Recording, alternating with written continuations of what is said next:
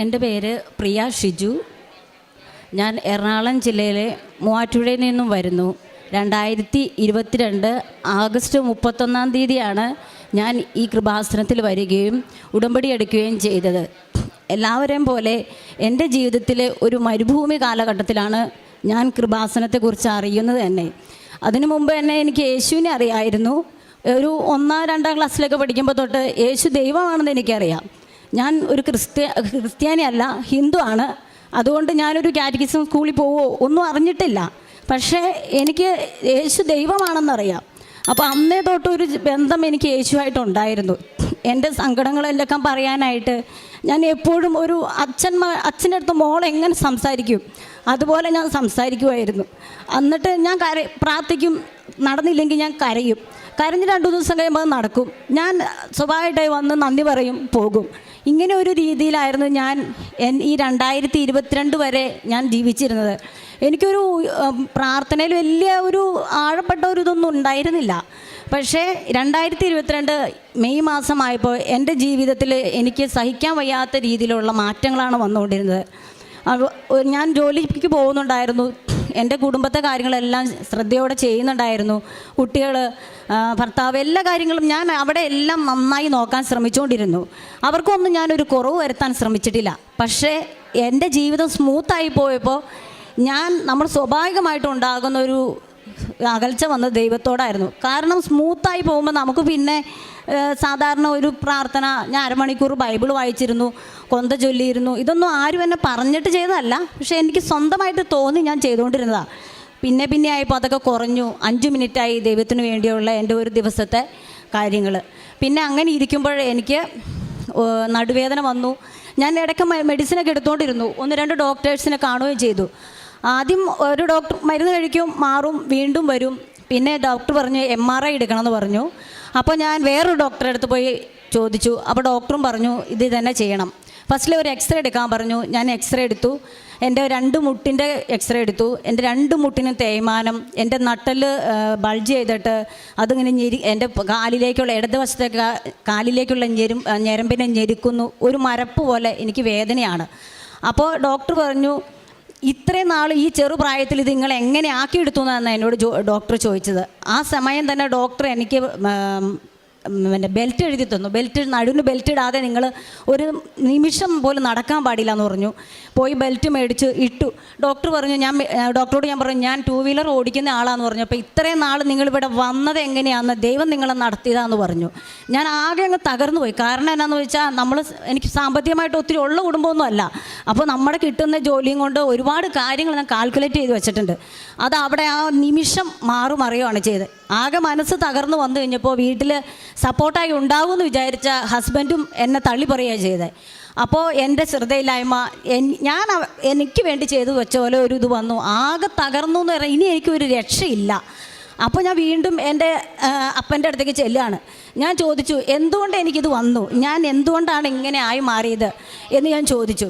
എന്നിട്ട് ഉത്തരവൊന്നുമില്ല. അപ്പോൾ പിന്നെ ഞാൻ ആശ്രയം വെച്ച സാധനങ്ങൾ, വ്യക്തികൾ, എൻ്റെ ജോലി, ഇപ്പോൾ എൻ്റെ ദൈവവും കൂടെ കൈവിട്ടു. പിന്നെ ഞാൻ എങ്ങനെ മുന്നോട്ട് പോകും എന്ന് ഞാൻ ഇത്രയും തകർന്നു പോയൊരു ജീവിതം ഞാൻ എന്ത് ചെയ്യും, ഇതെനിക്ക് വാക്കിൽ പറഞ്ഞറിയിക്കാൻ വയ്യ. അത്രയ്ക്കും ഞാൻ അനുഭവിച്ചു.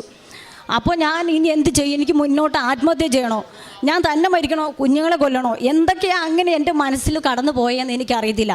അങ്ങനെ ഞാൻ വളരെ തകർന്നിരിക്കുന്ന സമയത്ത് എനിക്കൊരു കൃപാസന പത്രം കിട്ടി. ഞാൻ ധ്യാനം കൂടിയിട്ടുണ്ട്, സ്റ്റേജ് ചെയ്ത് ധ്യാനം കൂടിയിട്ടുണ്ട്, പ്രാർത്ഥന കൂടിയിട്ടുണ്ട്, അങ്ങനെയൊക്കെ ചെയ്തിട്ടുണ്ടെങ്കിലും എനിക്ക് ഈ പത്രത്തോട് വലിയ താല്പര്യമൊന്നും തോന്നിയില്ല.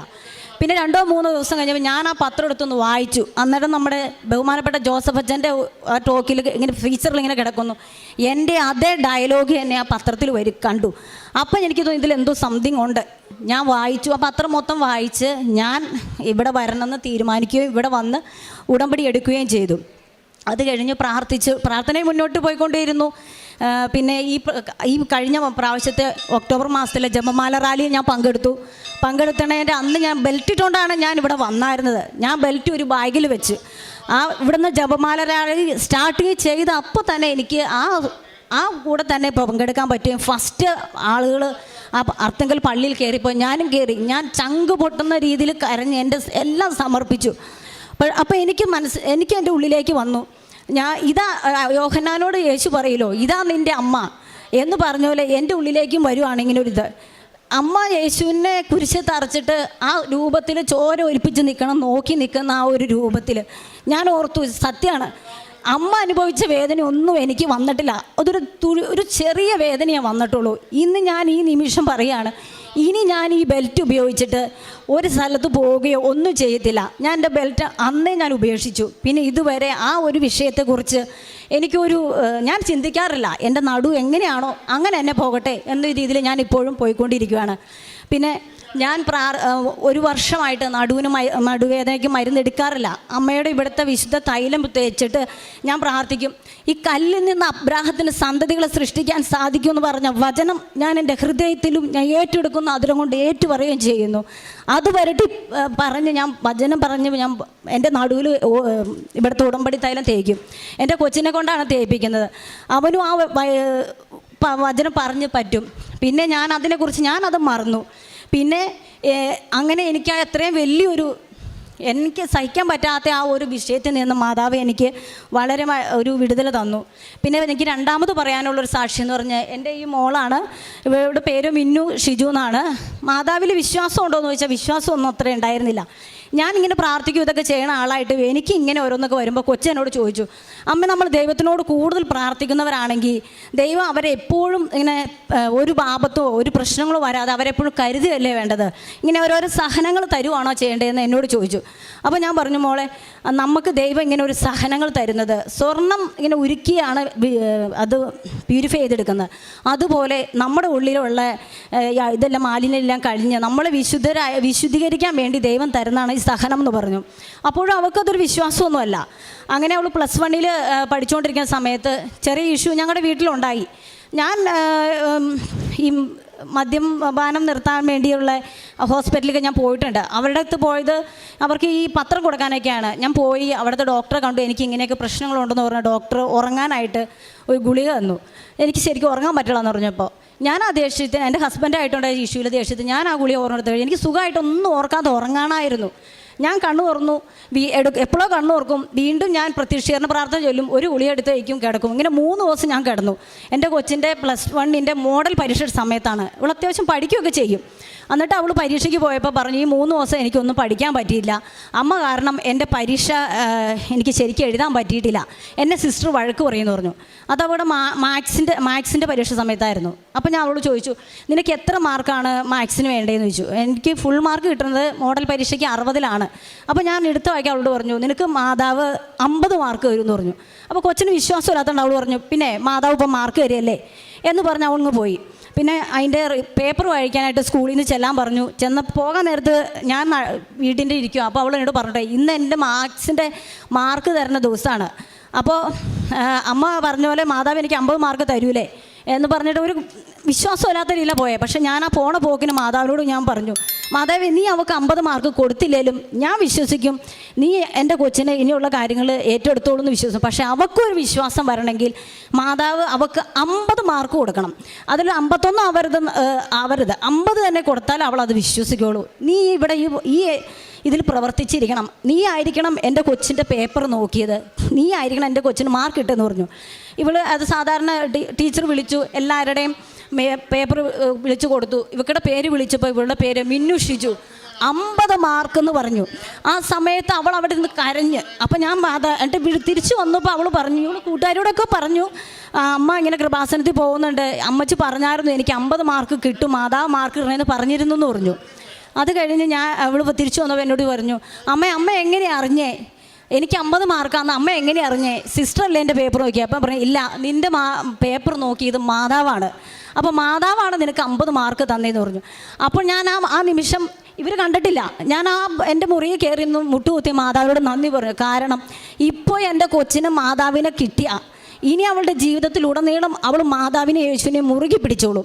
അപ്പോൾ ഞാൻ അതിന് നന്ദി പറഞ്ഞു. അപ്പം അവൾ പിന്നെ പറയാണ്, എനിക്ക് ഇത്രയും വിഷയം പഠിച്ചിട്ടും മാത്സിന് ഫുൾ മാർക്ക് കിട്ടിയിട്ടില്ല. അപ്പം ഞാൻ പറഞ്ഞു, ഇവളോട് പറഞ്ഞു, പുള്ള പ്രാർത്ഥിച്ചോ, നിനക്ക് മാതാവ് ഫുൾ മാർക്ക് തരും. അപ്പോൾ ഞാൻ കയറി സാക്ഷ്യം പറഞ്ഞോളാന്ന് പറഞ്ഞു. അങ്ങനെ +1 മാത്സിന് അവൾക്ക് 80 നൽകി മാതാവളെ അനുഗ്രഹിച്ചു. അങ്ങനെ ഒരിക്കൽ കൂടി അവളുടെ വിശ്വാസം മാതാവ് വർദ്ധിപ്പിച്ചു.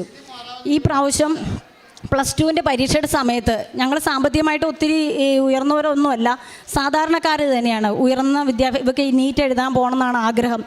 അപ്പോൾ നല്ല മാർക്ക് കിട്ടുവാണെങ്കിൽ അവിടെ ഫീസ് ഇളവൊക്കെ ഉണ്ടാവുമല്ലോ എന്നൊക്കെ ഓർത്ത് പ്രാർത്ഥിച്ചു. ഞാനും ശക്തമായി പ്രാർത്ഥിക്കുന്നുണ്ടായിരുന്നു.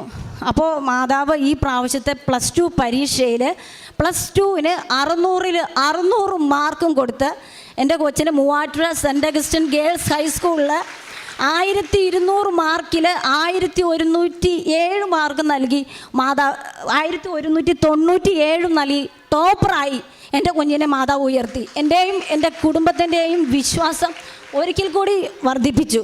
ഇത് ഞാനൊരു പൂവാണ് ചോദിച്ചത്. +1-ന് കണക്ക് പരീക്ഷയിൽ ഫുള്ള് മാർക്ക് മാത്രമേ ഞാൻ ചോദിച്ചുള്ളൂ.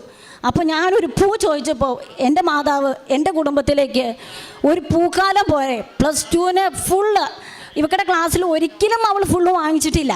ആൾക്ക് 600 തന്ന് മൂവാറ്റുപുഴ ഗേൾസ് ഹയർ സെക്കൻഡറിയിലെ ടോപ്പറായി എൻ്റെ കുഞ്ഞിനെ ഉയർത്തി. ഇതുവഴി എൻ്റെ കുഞ്ഞിൻ്റെ വിശ്വാസം ഒരിക്കൽ കൂടി എൻ്റെയും എൻ്റെ കുഞ്ഞിൻ്റെയും വിശ്വാസം വർദ്ധിപ്പിക്കാനിടയായി. പിന്നെ അതുപോലെ തന്നെ ഞാൻ ഈ പത്രം കൊടുക്കാൻ പോകുമ്പോൾ എല്ലാവർക്കും ഒന്നും ഞാൻ പത്രം കൊടുക്കത്തില്ല, ഹോസ്പിറ്റലും കൊടുക്കത്തില്ല. ഓരോ ഹോസ്പിറ്റലിൽ കയറി അവിടെ ഒരു 3-4 പേപ്പർ കിടക്കുന്നുണ്ട്. അവർ ആ പേപ്പറിൽ ചോറ് വെച്ചുകൊണ്ടും പൊതിഞ്ഞെടുക്കും. അങ്ങനെ അത് ചെയ്യുന്നത് എൻ്റെ മുമ്പിൽ അത് ചെയ്യാൻ എനിക്ക് വിഷമമായിരുന്നു. ഞാൻ 1-2 പ്രാവശ്യം ഹോസ്പിറ്റലിൽ പോയിട്ടുള്ളൂ. ഞാൻ പത്രം കൊടുക്കാൻ പോകുമ്പോൾ എനിക്ക് സേഫായിട്ടുള്ളിടത്താണ് ഞാൻ ആദ്യമേ കൊടുത്തുകൊണ്ടിരുന്നത്. പിന്നെ ആയപ്പോൾ ഞാൻ കൂടുതൽ എന്താ ചെയ്യുക, അച്ഛൻ എപ്പോഴും ഇങ്ങനെ ധ്യാനത്തിൽ പറയും, നിങ്ങളും ദൈവത്തിനു വേണ്ടി കൂടുതൽ എന്താണ് ചെയ്യുന്നത് എന്ന് ചോദിക്കും. അതാണ് ദൈവം നോക്കണമെന്നാണ് പറയണേ.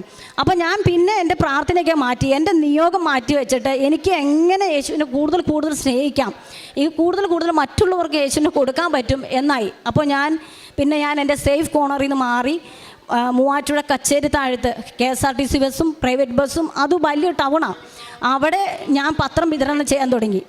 ഓരോ ബസ് വന്ന് ആളിറങ്ങുമ്പോൾ ഞാൻ ചെല്ലും, ചേട്ടാ ഇത് കൃപാസനത്തിലെ പത്രമാണ്, ഇതങ്ങനെ ആലപ്പുഴയിലെ മാതാവിൻ്റെ പത്രമാണ്, ഒരുപാട് അനുഗ്രഹങ്ങളുള്ള പത്രമാണ്, നമുക്ക് വായിക്കുമോ എന്ന് ചോദിച്ചിട്ട് വിശ്വാസ പ്രമാണം ചൊല്ലിയിട്ടല്ലാതെ ഒരു പത്രവും ഞാൻ ഒരാളുടെ കൊടുക്കാറില്ല.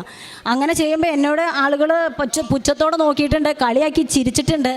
ഞാൻ ഓട്ടോറിക്ഷ ഡ്രൈവർമാരുടെ സ്റ്റാൻഡിലും പോയി ഇതുപോലെ പത്രങ്ങൾ കൊടുക്കും. ഇതൊന്നും ഞാൻ പത്രം കൊടുക്കുമ്പോൾ വളരെ ചമ്മി കൊടുത്തുകൊണ്ടിരുന്ന ആളാണ്. അങ്ങനെയൊക്കെ ഒരു മാറ്റം നൽകിയത് മാതാവാണ്. ഞാൻ എപ്പോഴും ഈ അനുഗ്രഹം നൽകിയതിന് മാതാവിനോട് ഞാൻ നന്ദി പറയുന്നു. അതുപോലെ തന്നെ എൻ്റെ തൊട്ടടുത്തുള്ള 2 കുട്ടികൾ കല്യാണം കഴിഞ്ഞവരാ, ചെറുപ്രായമാണ്. അപ്പോൾ ഞാൻ ഇതുപോലെയുള്ള ഞാൻ പ്രാർത്ഥിക്കും, എനിക്ക് മാതാവേ മറ്റുള്ളവർക്ക് വേണ്ടി പ്രാർത്ഥിക്കാനായിട്ട് വലിയൊരു കൃപ തരണേന്ന്. അങ്ങനെ ഞാൻ പത്രം കൊടുക്കാൻ പോയപ്പോൾ 2 കുട്ടികളെ കണ്ടുമുട്ടി. അവർ 2 പേരും ചെറുപ്രായമാണ്. ഹസ്ബൻഡുമായിട്ട് എന്തോ വേറെ ഇഷ്യൂ ആയിട്ട് അവർ വീട്ടിൽ വന്ന് നിൽക്കുക. അപ്പോൾ ഞാൻ ആ കൊച്ചിന് പത്രം കൊടുത്തിട്ട് ഇങ്ങനെ പറഞ്ഞു, മോളെ എൻ്റെ കുടുംബത്തിൽ വന്ന സമാധാനവും എല്ലാം ഞാൻ അവരെക്കുറിച്ച് അവരോട് പറയുമായിരുന്നു. അങ്ങനെ ഞാൻ ആ കൊച്ചിന് പത്രം കൊടുത്തു കഴിഞ്ഞപ്പോൾ അതിനെ പിറ്റത്തെ ആഴ്ച തന്നെ അതിന് ഒരു ലാബ് പഠിച്ച കൊച്ചാണ്. അപ്പോൾ ലാബിൽ ജോലി കിട്ടി. അപ്പോൾ ആ കൊച്ചിന് കുറച്ച് എന്നെ വിളിച്ചു, ചേച്ചി ആ പത്രം തന്നതിൻ്റെ പിറ്റേ ആഴ്ച തന്നെ എനിക്കൊരു ജോലി കിട്ടി ചേച്ചി, ഇപ്പോൾ എൻ്റെ മനസ്സിനൊരു സമാധാനം വന്നിട്ടുണ്ടെന്ന് പറഞ്ഞു. അത് കഴിഞ്ഞ് ഞാൻ പിന്നെ അതിന് ഇവിടുത്തെ സാക്ഷ്യങ്ങൾ അഴിച്ചു കൊടുക്കാൻ തുടങ്ങി. അപ്പോൾ ഇവിടെ ഈ ആൾക്കാരെ കയറിയിരുന്ന ഒരു ചേച്ചി റെയിൽവേ സ്റ്റേഷനിൽ പിന്നെ ട്രെയിൻ കാത്ത് നിൽക്കുകയാണ്, ട്രെയിന് ചാടി ആത്മഹത്യ ചെയ്യാൻ വേണ്ടി. അത് ഇച്ചിരി ലെങ്ത്തുള്ള സാക്ഷിയായിരുന്നു. ഞാനത് ആ കൊച്ചിന് അഴിച്ചു കൊടുത്തിട്ടു, ഇത് നീ ഫുള്ളായിട്ടും കേൾക്കണം, എന്നിട്ട് നീ പറയണം ഈ ചേച്ചിക്ക് മാതാവ് അനുഗ്രഹം കൊടുത്തതുപോലെ എൻ്റെയും ജീവിതത്തിൽ ഇടപെടണമെന്ന് പ്രാർത്ഥിക്കണമെന്ന് പറഞ്ഞു. പക്ഷെ ഞാൻ കൊടുക്കുമ്പോൾ അന്ന് മാതാവ് ഇടപെടുന്നു എന്നും ഞാൻ വിചാരിച്ചല്ല കൊടുത്തേ, അവൾക്കൊരു സമാധാനം കിട്ടട്ടെ എന്ന് ഓർത്ത്.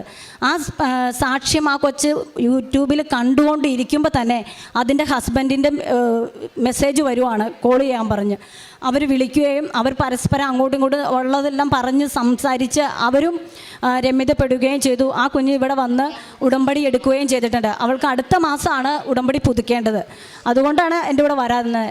പിന്നെ അതുപോലെ തന്നെ വേറൊരു കുട്ടിക്ക് ഇതുപോലെ ഡൈവേഴ്സിന് കൊടുത്തേക്കണാണ്. ഈ കഴിഞ്ഞ മെയ്യിലാണ് അവരുടെ ഡൈവേഴ്സിൻ്റെ ഫൈനൽ തീരുമാനിച്ചേക്കണേ എന്ന് പറഞ്ഞു. അതിൻ്റെ ഇടയ്ക്ക് 1-2 പ്രാവശ്യമൊക്കെ അവരെ കോടതിയിൽ വിളിക്കുകയും വക്കീൽ വിളിക്കുകയൊക്കെ ചെയ്തു. അപ്പോഴൊന്നും അതിൻ്റെ ഹസ്ബൻഡ് അതിനായിട്ട് യോജിക്കാൻ തയ്യാറല്ലായിരുന്നു.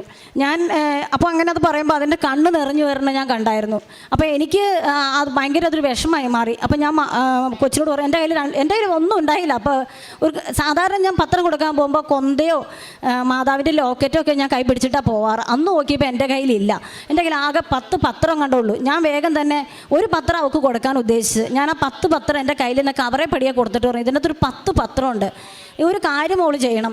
ചേച്ചി ചെയ്യുമെന്ന് ചോദിച്ചു. അപ്പോൾ കൊച്ചു പറഞ്ഞു, ചെയ്യും, എനിക്ക് മാതാവിൽ വിശ്വാസമാണ് ചേച്ചി എന്ന് പറഞ്ഞു.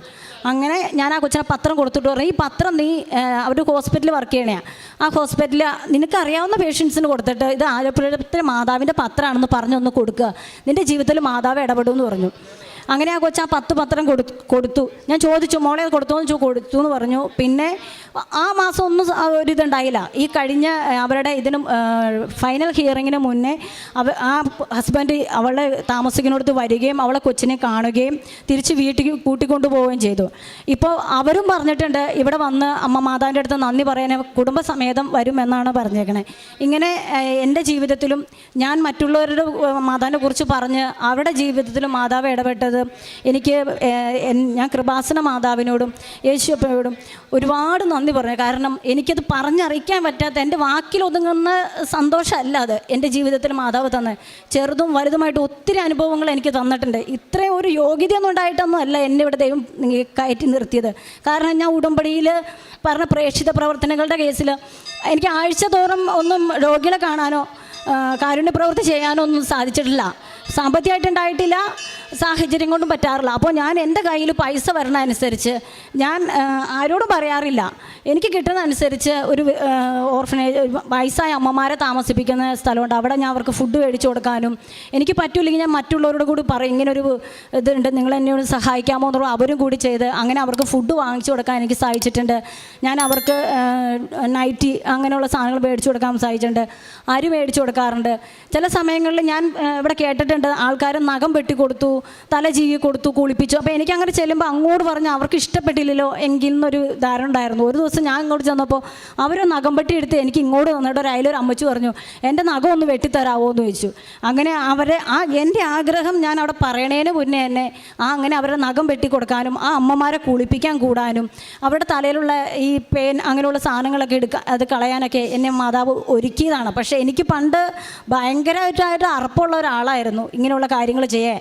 എൻ്റെ കുഞ്ഞിൻ്റെ പോലും ചെയ്യാൻ എനിക്ക് മടിയുള്ള ആളായ ഞാൻ എൻ്റെ ദൈവത്തിന് വേണ്ടി ഇനിയും എൻ്റെ ജീവിതത്തിൽ ദൈവം ഇടപെടാൻ വേണ്ടി ഇത് ഞാൻ എൻ്റെ നിയോഗം സാധിക്കാൻ വേണ്ടി ചെയ്യുന്ന കാര്യമല്ല. എനിക്ക് കൂടുതൽ യേശുവിനെ കുറിച്ച് അറിയാനും ഞാൻ അതരം കൊണ്ടല്ല പ്രാർത്ഥിക്കേണ്ടത്, എനിക്ക് ഹൃദയം കൊണ്ട് പ്രാർത്ഥിക്കണം. അതാണ് എൻ്റെ ഏറ്റവും വലിയ നിയോഗം. അമ്മ മാതാവും യേശുവും അതെനിക്ക് സാധിച്ചു തരുമെന്ന് ഞാൻ ഹൃദയത്തിൽ ഉറച്ചു വിശ്വസിക്കുന്നു. ഈ ആൾത്താരിൽ കയറി നിൽക്കാനും ഇങ്ങനൊരു സാക്ഷ്യം പറയാനും എന്നെ അനുവദിച്ചതിനോർത്ത് ഞാൻ അമ്മയോടും തിരുക്കുമാരനോടും കൊടാനുകൂടി നന്ദി പറയുന്നു. ഇതെൻ്റെ മോള് പാലാ ബ്രില്യൻറ്റിൽ നാളെ അഡ്മിഷൻ എടുക്കാൻ പോവുകയാണ്. ഇനിയും ഞാനൊരു സാക്ഷിയായിട്ട് ഇവിടെ കയറുന്നുണ്ടെങ്കിൽ അതൊരു അമ്മ നൽകുന്ന സാക്ഷ്യമായിരിക്കും. ഞാൻ 5ാമത് ഉടമ്പടി പുതുക്കിയിട്ട് പോയപ്പോൾ പറഞ്ഞ ആ വാതൊക്കെ പറഞ്ഞിട്ടാണ് ഞാൻ പോയത്. അമ്മേ, ഇനി ഞാനിവിടെ വരുന്നത് സാക്ഷ്യം പറയാനായിരിക്കും. അമ്മയുടെ സ്വർഗീയ സാക്ഷിയായി യേശുവിൻ്റെ നാമത്തിൽ എന്നെ ഉയർത്തണമേ എന്ന് പറഞ്ഞിട്ടാണ് ഞാൻ പോയത്. ഇവിടെ നിൽക്കാൻ 2ാമതും എന്നെ അനുവദിച്ച് അമ്മ മാതാവിന് ഒരിക്കൽ കൂടി ഞാൻ നന്ദി പറയുന്നു.